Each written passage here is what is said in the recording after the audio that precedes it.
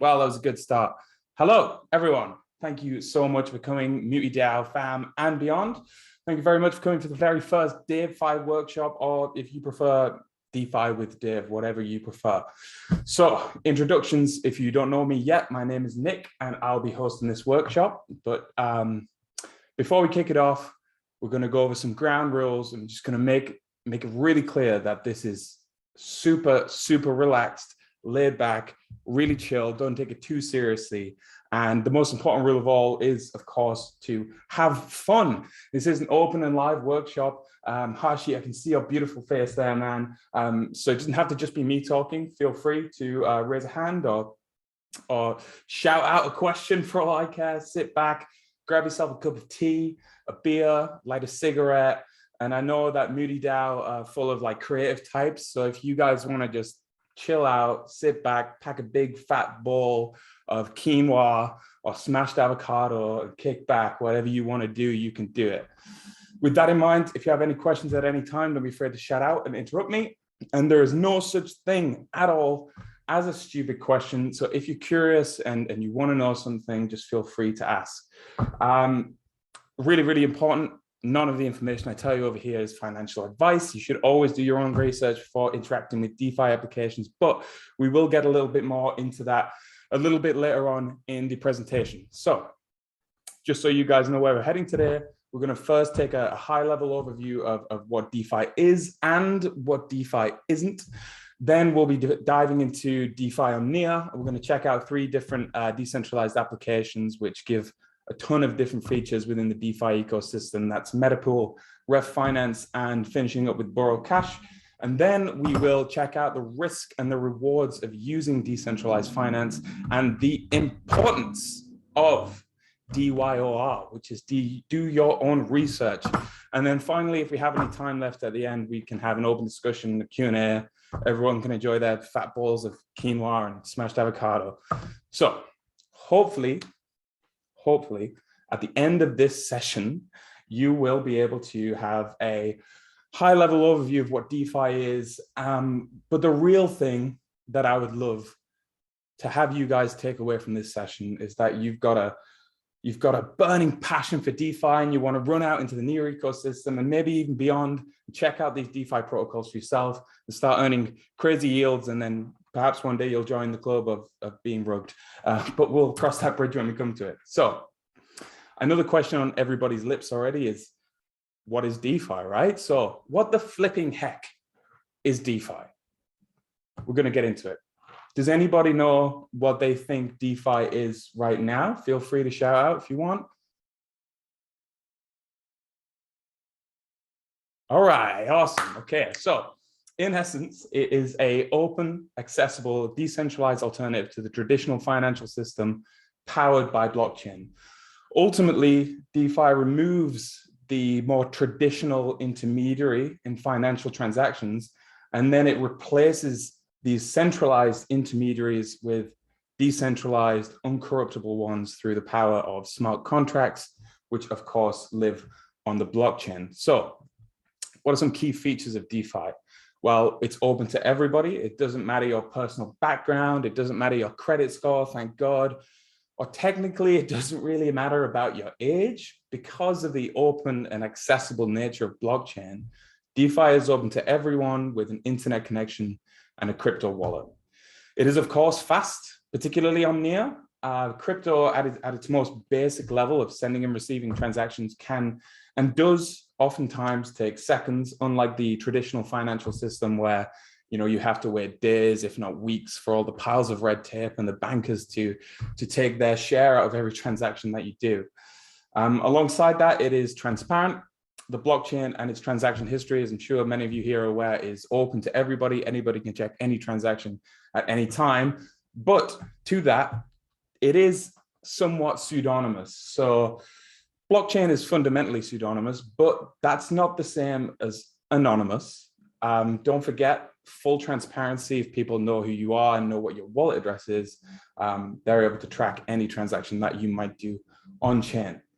Alongside that, it's flexible. A lot of DeFi protocols allow you to deposit and withdraw at will in a matter of a few seconds, unlike certain traditional financial instruments, which you might have to particularly keep locked up for X amount of years. Coupled with the fast pace of DeFi transactions, you've got a lot of flexibility at your fingertips. And then sometimes it can be pretty volatile, right? So it's no secret that crypto is volatile and DeFi can be too. But what is DeFi not? It is not, and I need to make this extremely clear, it is not always completely safe. There is an inherent risk of using any smart contract.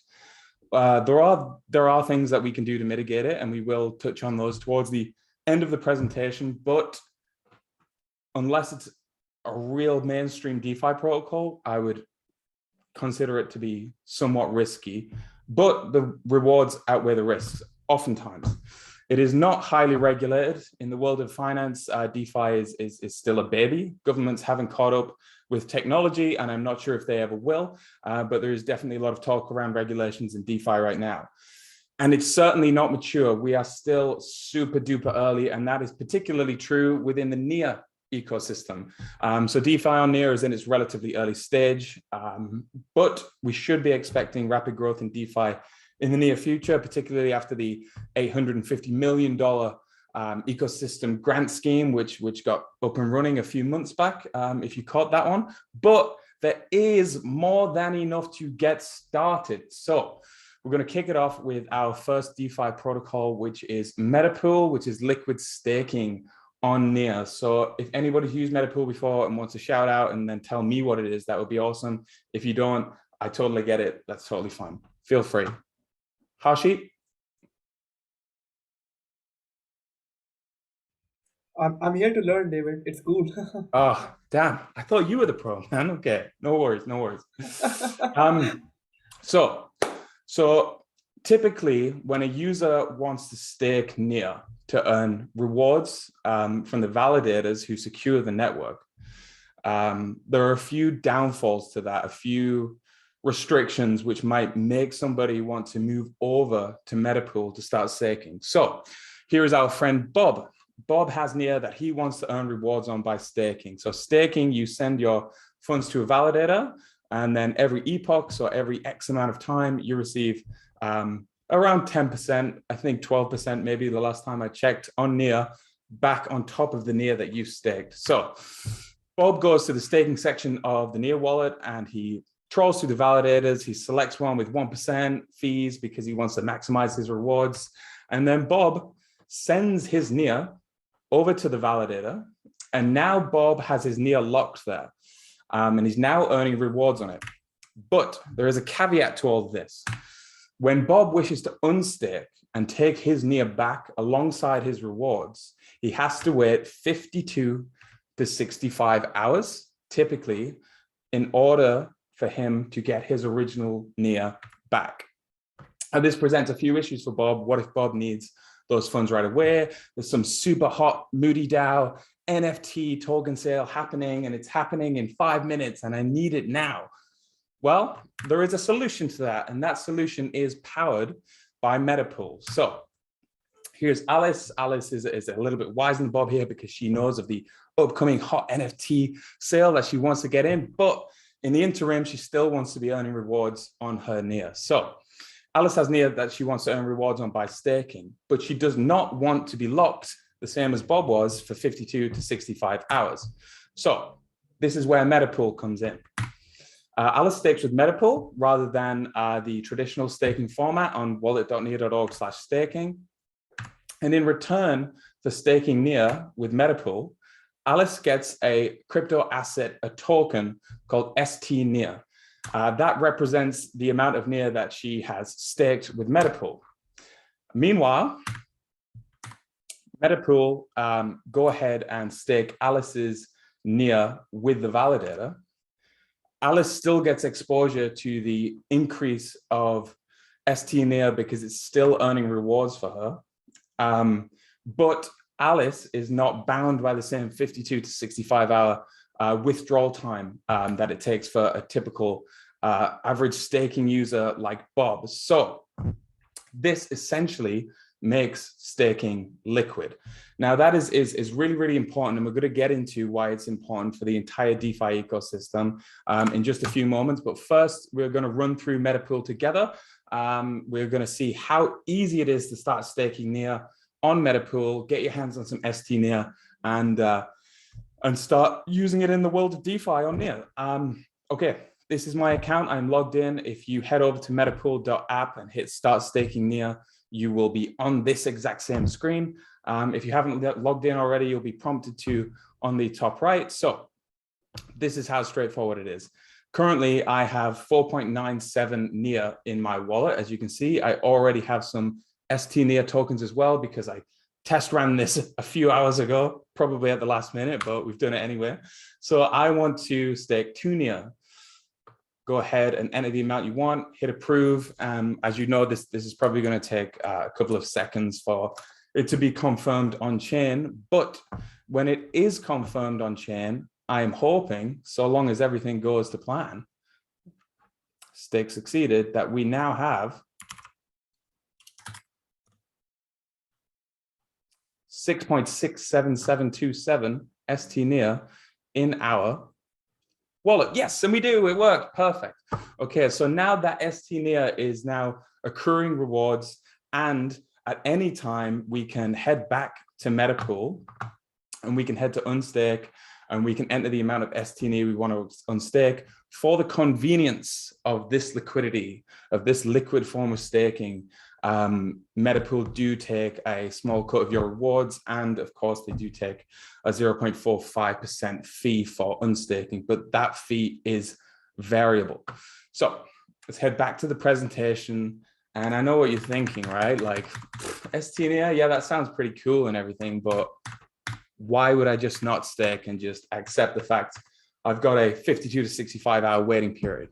Well, the beauty of it, where the real value, I believe, comes in to ST NIA and to Metapool, is the fact that ST NIA can be used almost throughout the entire DeFi ecosystem on NIA, certainly in a few of the protocols that we're going to cover today. So let's take a look at RefFinance. I'm sure many of you watching have used RefFinance. It is a decentralized exchange, or quote unquote an AMM. If you want to impress your friends at the pub, don't say it, you'll get beat up like I did. But essentially you can swap between tokens on there. So you can swap from regular NIA or ST NIA to RefFinance, or to RefFinance tokens, or to Mama J, whatever token it might be. RefFinance primarily allows you to swap between tokens, but you can provide liquidity into liquidity pools to earn rewards, as well as stake Ref, which is their native token, to earn a cut of the protocol's fees. But we are going to just check out the token swapping functionality in this presentation. So this one is super straightforward, and I'm sure a ton of you here have already used it. If I can find out how to get that out of the way of the screen. Okay, so we land on RefFinance. We launch the app. And this is the trading dashboard, which is where you immediately land. But to trade on RefFinance, unlike some other decentralized exchanges, you do first need to deposit whichever token you want to trade into your account. So if you hit view account in the top right, and then when it eventually loads, we will go through the process of depositing. Yes, okay, so this here is my balance on my NIA wallet, and this here is my balance on RefFinance. So we're going to take a look at converting some ST NIA to RefFinance tokens, or to wrap NIA, whatever it might be, because this essentially serves, if you want it to be an alternative route out of your stake NIA.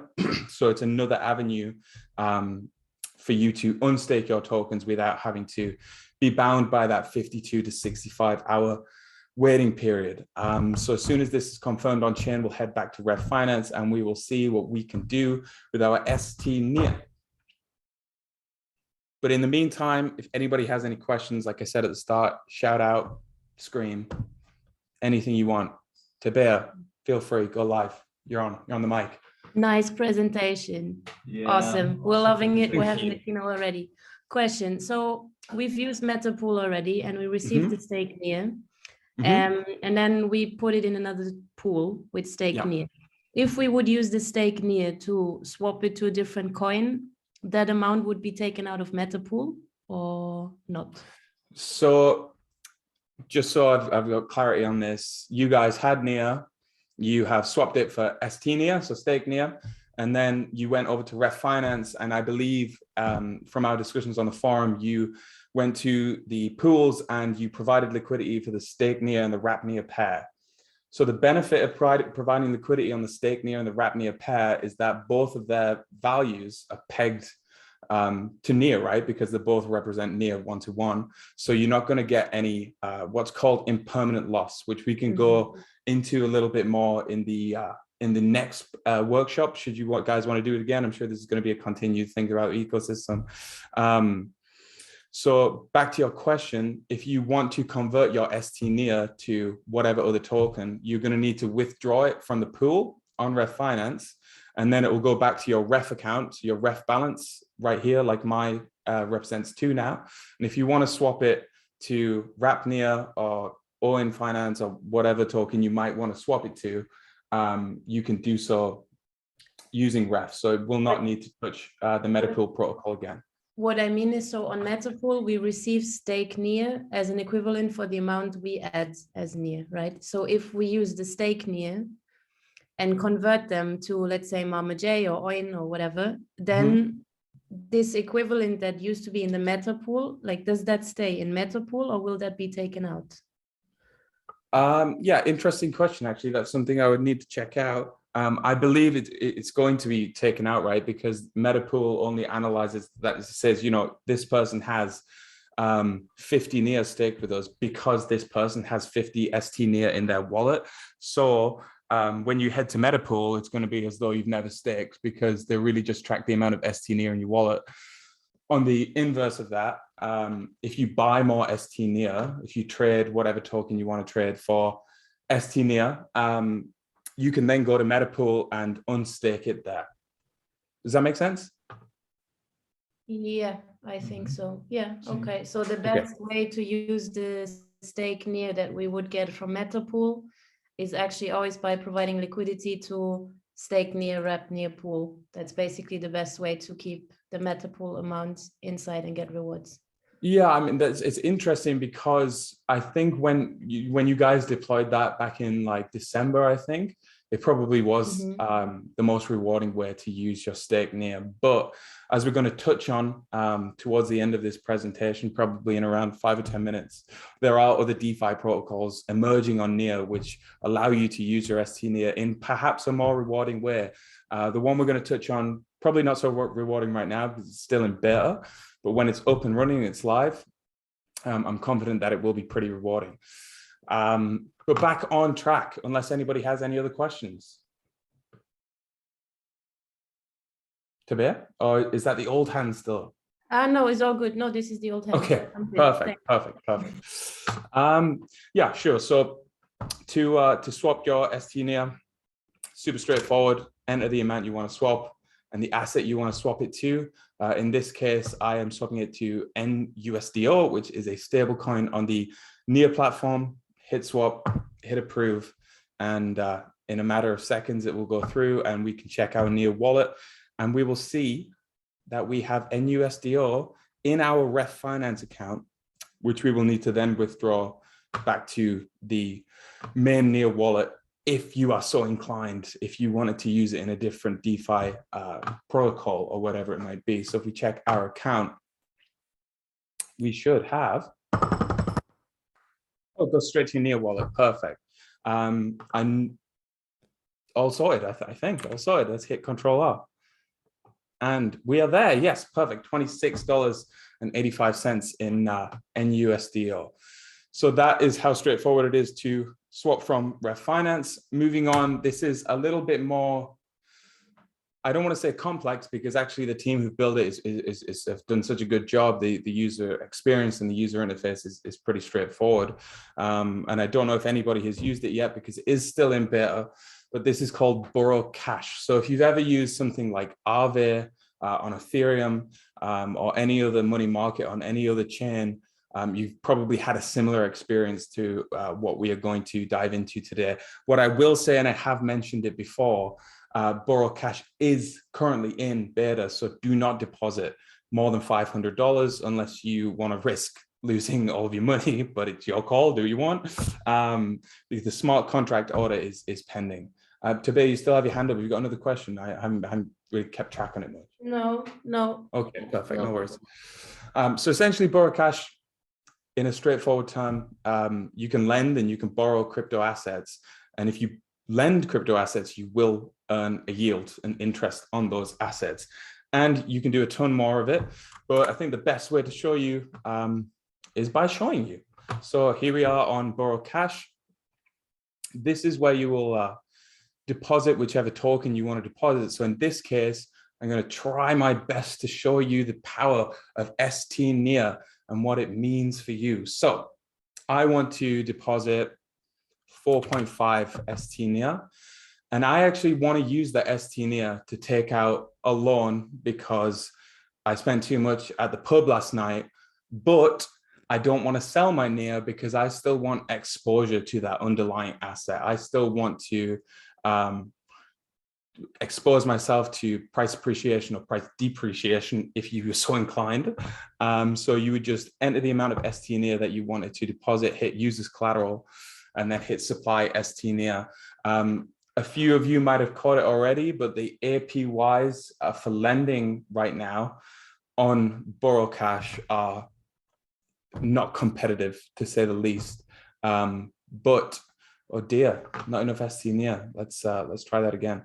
But regarding the APYs for lending, I do believe that they will likely improve as the protocol leaves its beta phase and goes into complete live mainnet phase. But we'll try that again with a little bit less NEAR because of course I only had 2.6 on it, so we'll start at 2.5.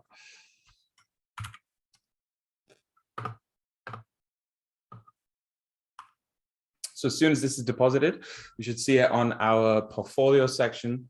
And if I remember to click use as collateral, which I'm not 100% sure that I did, we should be able to then use that ST-NEAR to borrow. But I didn't click that, so my bad. Let me withdraw this and we will try it again. We can cut this from the video, I'm sure. In fact, you know what? People make mistakes. People are real people, right? I'm just a person, so we're just going to leave it in.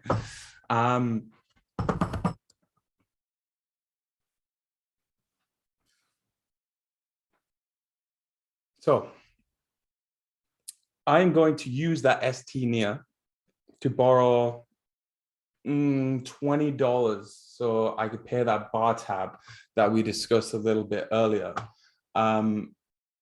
But what's really, really, really important to note when you're using any money market or DeFi protocol like this is that there is a risk that you lose all of your collateral because the health factor of your loan it basically goes underwater, and the value of the assets that you've borrowed are actually higher than your collateral that you've provided. So in that scenario, the protocol would sell all of the asset that you've provided as collateral and do something which is called a liquidation. So you can wave goodbye to all those assets, although you will still remain with however much you borrowed, but it's likely to be considerably less than what you put up as collateral in the initial instance. So we head over to borrow now. We did hit use collateral when we deposit our ST-NEAR, so we can hopefully borrow stable coins. Let's see how much we can do. Yes, we can. I can borrow $14.27,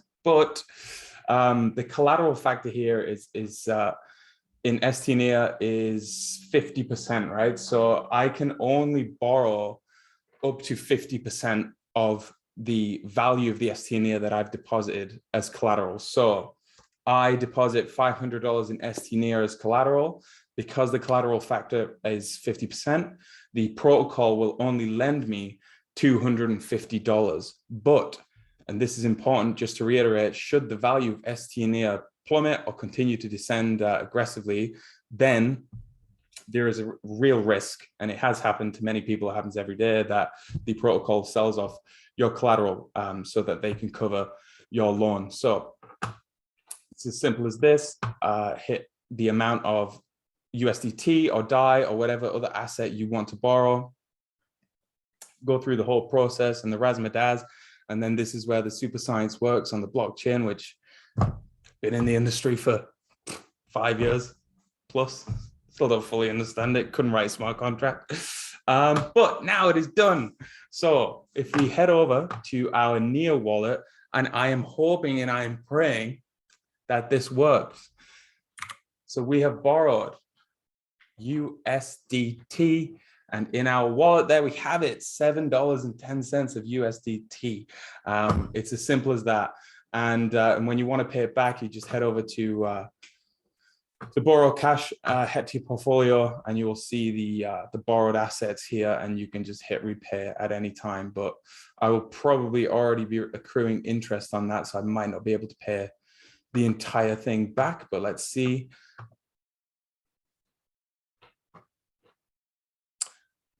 So once it's paid back, that's it. You're in the clear. You've got no risk of getting liquidated, and you could continue if you wanted to keep your ST NEAR in there to be lent out to others in order to get a yield on that ST NEAR or whatever other asset you want to use within BoralCash. So simple as that. Those are the three protocols that we have covered today. But the most important thing that I need anybody watching this to take home with them is DYOR. If you don't know what DYOR means, it means do your own research, because quite frankly, there is a lot of underlying risks when using any DeFi protocols. There is the smart contract risk that we touched on a little while ago. This is why BoralCash is not left beta yet, because it hasn't been audited by a professional security services company. So there might well be flaws in the smart contract. They're written by humans. We all make mistakes, which could result in a DeFi hack, which could ultimately result in you losing your funds that you've used on that decentralized finance protocol.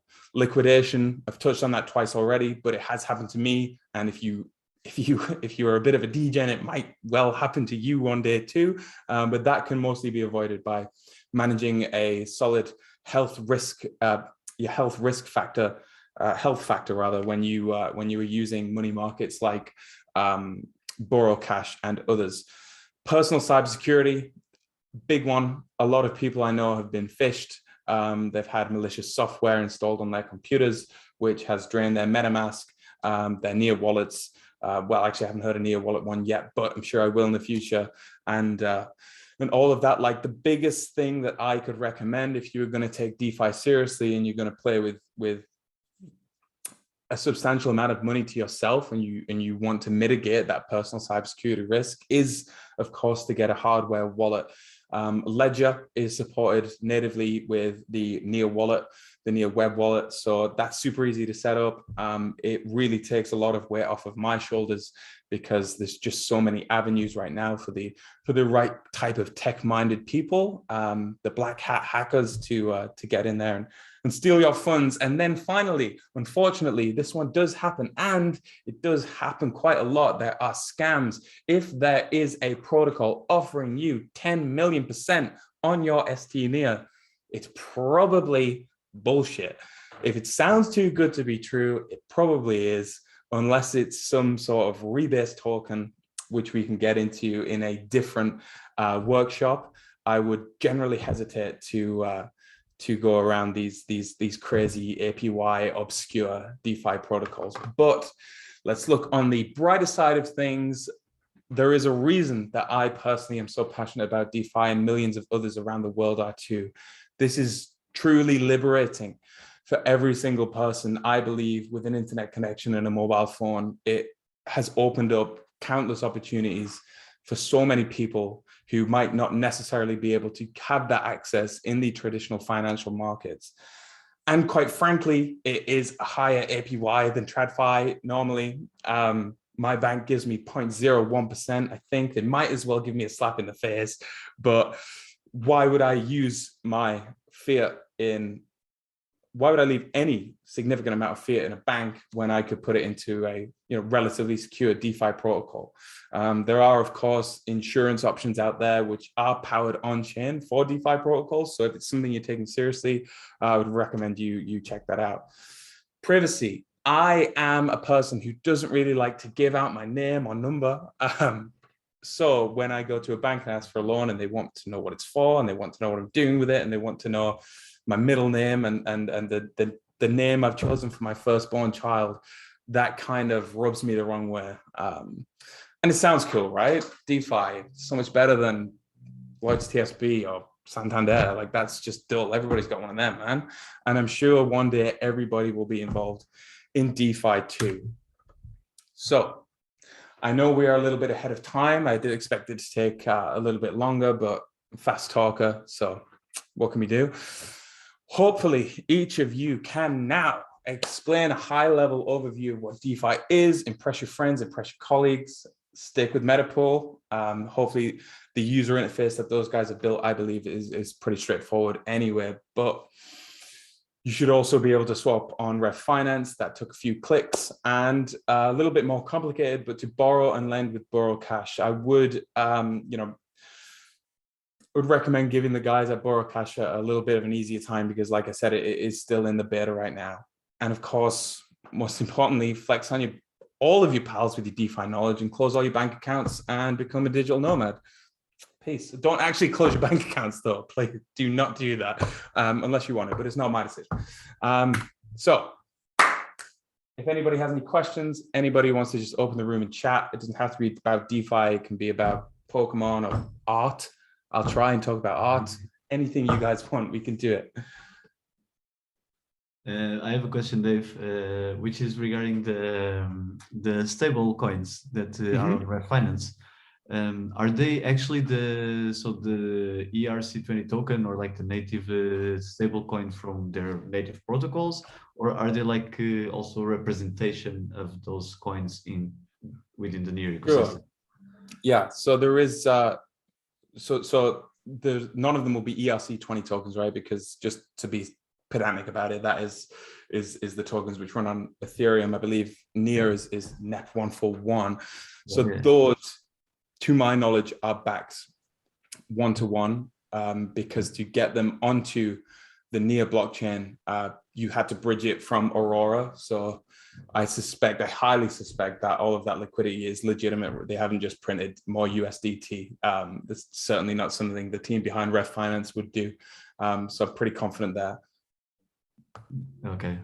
So in order to transfer them, everyone always needs to convert them back to Near and then send it out to a different wallet or use Aurora, for example.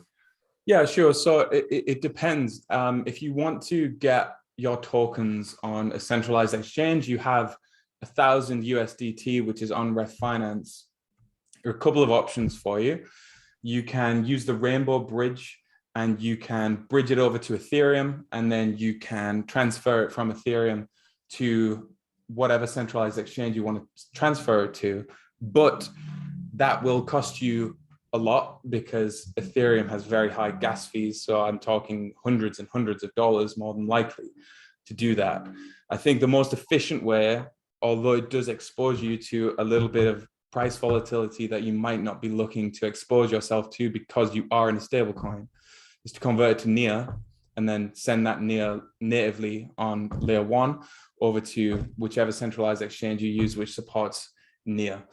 I personally, this is not an alpha leak. I don't know what's going to happen, but I suspect that as the ecosystem continues to grow, that we will eventually see stablecoin deposits either on Aurora or on Near.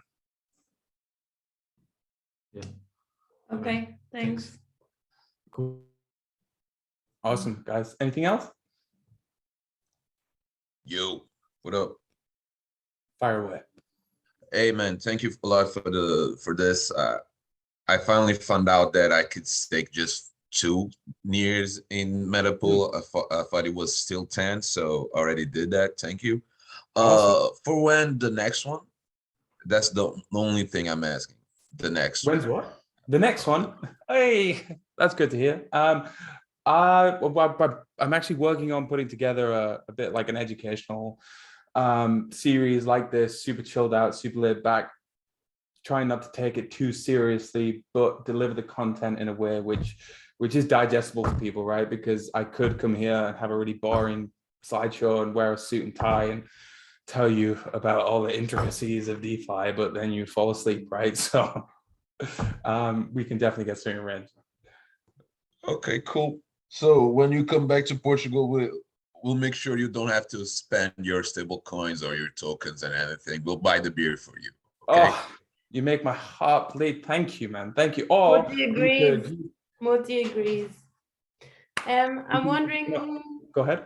I'm wondering if it makes sense maybe to explain the impermanent loss of it. Like I actually understood that 3 weeks ago, which was really nice and eye-opening. But I'm wondering if maybe, yeah, that makes sense to explain. Yeah, absolutely. So this is something when you provide liquidity to a pool like you did to bear on RefFinance, which is why I recommended you provide liquidity to the RAP near and the ST near pair, because there's almost no impermanent loss there because the prices are always going to be the same or basically the same. Impermanent loss is where Bob provides $100 of Ethereum liquidity to a decentralized exchange. So when you provide liquidity, you need to put up the other token at the same value. So if you wanted to provide liquidity in the ETH USDT pool, you would put up $100 of ETH and you put up $100 of USDT. Now, Bob goes to sleep and he thinks, hey, I'm earning, 0.3% or whatever. I'm earning all the protocol fees. I'm farming my liquidity farm tokens.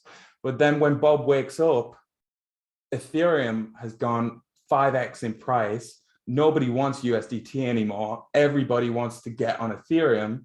So what happens to Bob's position in the liquidity pool is that people start to take out the Ethereum and start to top it up with USDT. So Bob is now no longer getting exposure to that Ethereum price increase. And if Ethereum goes 10x, he could end up with, a huge stack of USDT and almost no Ethereum at all. So although he's earned his liquidity protocol fees and his liquidity tokens, he's actually shot himself in the foot because he hasn't, because essentially he's lost all that Ethereum that he put in to the liquidity pool. Does that make sense? Perfect. Awesome, guys. Anything else? Maybe RefFinance, if you know. RefFinance, yeah. So that is it's a synthetic stablecoin issuer on Near Protocol. I was going to write up a few slides and go into it in this presentation, but I thought I would shelve it and save it for the next one because I don't think it's very intro to DeFi. So I think we're best off shelving that for now, so I can go into it in a little bit more detail. All right, sorted for the next one. Yes, absolutely, the next one, 100%. Whatever you guys want to see, we can work on it together. Sounds good. Cool, yeah, cool beans. Let's do that for next month. Sounds good. Hey, David. Nice. Yeah. Thanks for the presentation and everything. Another cool thing I just discovered and I was reading about besides swapping on RefFinance and liquidity pools is price impact or changing big amounts of tokens in pools that have low liquidity. And this is I think I was just reading about, because I didn't know you could lose a lot of money just because of price impact. And yeah, this is a thing. Yeah. Yeah, I mean, absolutely, man. I mean, when you try to convert tokens in a pool with low liquidity on RefFinance or any decentralized exchange, you should have a pretty big notification in red which says, this price impact is like super high. be careful, but oftentimes you can still make the trade regardless. And that does happen if you are either trying to convert super high amounts because you're a whale and you want to flex on everyone, or there is little to no liquidity in the pool. Yeah, thanks. Yeah, because I was just reading on the governance forum of RefFinance, I'm losing like 30K on a exchange on low liquidity. So we didn't know. Yeah. I mean, I'm not going to blame anyone because, but you just have to be careful out there. And I hope that's what I reiterated toward the end of this presentation. Don't rush into anything. Don't FOMO into anything. Just take it step by step. And if there's a big red sign which says price impact is high, then don't trade. I just noticed also while you were showing the routes in RefFinance is now on. It didn't exist like a few days ago. The routing system on RefFinance, trading tokens between each other. So this is quite good. The price impact shouldn't be a much of a problem because it discovers the best route.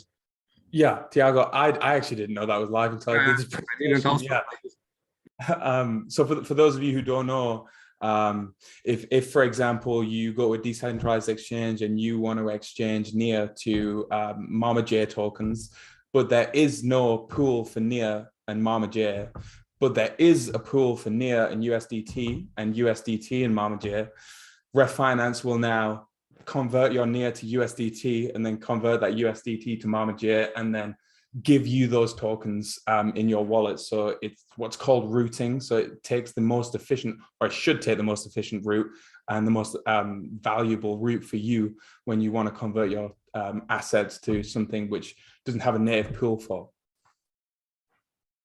Which is awesome. Yes, it's incredible, right? It's so good. It's so smart as well. I couldn't dream of being able to write anything like that when it comes to coding. You can barely print hello world. I have one more question. So in RefFinance, you have the slippage, right, that you can choose. Mm-hmm. So what are the, how do I say, what's the influence on the trade when you choose the slippage? Like if you choose 0.1 to 3%, for example. So slippage is essentially the difference in assets that you're willing to take on to make that trade. So I have $10,000 in Ethereum and I want to trade it to 10,000 USDT, and I put my slippage at 1%, then I would be willing to take 1% less than that 10,000 USDT. It's particularly useful if there's a super highly anticipated token and everyone's trying to buy it and the price is rising really, really fast. Then you might need to increase your slippage because by the time you've submitted the transaction, the price has already gone up so far from your quoted price that the protocol won't allow it to go through because you said, this is how much I want it within this range of 0.1% or 0.3%. But if you increase it, the protocol then knows you're willing to take less if you want to FOMO in something really hard, as we've all done. So that means the higher the percentage of the slippage, the more likely is it that I can do the trade, let's say?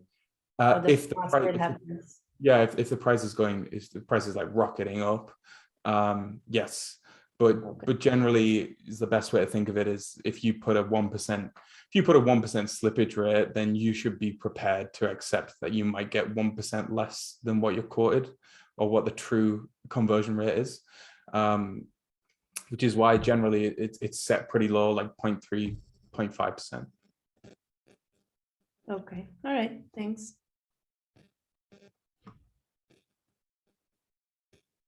Cool. Anything else, guys?